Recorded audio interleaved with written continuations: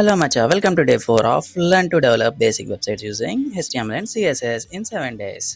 Last వీడియోలో మనం various tags like div tag, anchor tag, image tags, table tags use చేసుకొని మనం score board website అయితే develop చేసాం. ఆ వీడియో ఇంకా చూడలేదా? అయితే వెళ్ళి చూసేయండి.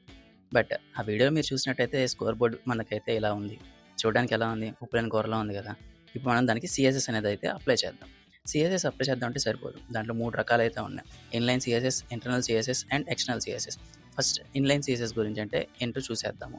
ఫస్ట్ ఇన్లైన్ CSS అంటే ట్యాగ్స్ అయితే ఉంటాయి కదా, మనం యూస్ చేసే HTML ట్యాగ్స్, దాని లోపల యూస్ చేసే స్టైలింగ్ని మనం ఇన్లైన్ CSS అంటాం. ఇక్కడ ఇమేజ్లో మీరు చూడొచ్చు, స్టైల్ అనే యాట్రిబ్యూట్లో మనం కలర్ అనేది అడ్జస్ట్ చేసాం. ఇప్పుడు ఇంటర్నల్ CSS అంటే మనం హెడ్ ట్యాగ్ లోపల ఒక స్టైల్ అనే ట్యాగ్ తీసుకొని ఈ విధంగా మనం ఏదైనా స్టైలింగ్ అనేది చేస్తే దీన్ని ఇంటర్నల్ CSS అంటాం.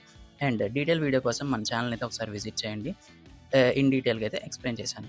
అండ్ ఈ వీడియో మీకు నచ్చినట్టయితే లైక్ చేయండి, షేర్ చేయండి, సబ్స్క్రైబ్ చేసుకోవడం మాత్రం మర్చిపోకండి. Till then, bye bye.